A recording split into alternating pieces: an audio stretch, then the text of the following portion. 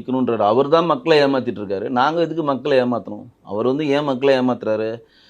நீட்டை எதிர்க்கிற, நீட்டை வந்து நீக்கிற ரகசியம் எங்களுக்கு தெரியும்னு சொல்லிட்டு மாண்புமிகு இன்னைக்கு இருக்கக்கூடிய துணை முதலமைச்சர் திரு உதயநிதி ஸ்டாலின் சொன்னாரா இல்லையா? அந்த ரகசியம் எங்களுக்கு மட்டும்தான் இருக்குன்னு சொன்னோம். இது மட்டும் இல்லாமல் ஒரு கட்சியினுடைய முன்னாள் முதலமைச்சர், ஒரு வயதானவர், அரசியல் அனுபவம் மிக்கவர்ன்றது கூட மறந்து உங்களுக்கு வெக்கம், மானம், சூடு, சொரணலாம் அப்படிலாம் பாயத்தை யூஸ் பண்ணாரா இல்லையா? அது எவ்வளோ ஒரு அபத்தமான வார்த்தை. அன்றைக்கி இருக்கவங்க எல்லாம் அந்த மேடையில் இருக்கவங்களாம் சிரிச்சாங்க.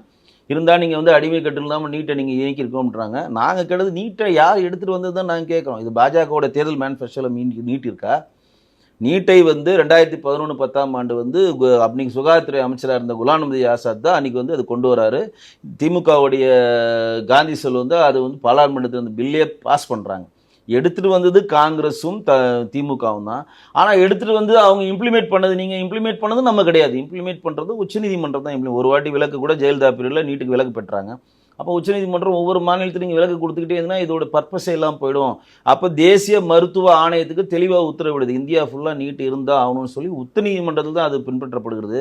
அந்த உச்சநீதிமன்றத்தில் போயிட்டு நீட்டு வந்து கம்பல்சரி வேணும் அப்படின்னு வாதாடினது யாருன்னு பார்த்தீங்கன்னா சண்முகத்தினுடைய மனைவியாக இருக்கக்கூடிய நளினி. எவ்வளோ முரண்பாடு பாருங்க. பட்ட பரிவர்த்தனை தெரியுது, எல்லா வேலையும் இவங்க தான் பண்ணியிருக்காங்க. ஆனால் நீட்டுக்கு எதிராக நம்ம குரல் கொடுக்குற மாதிரி ஒரு படத்தை ஓட்டுறாங்க.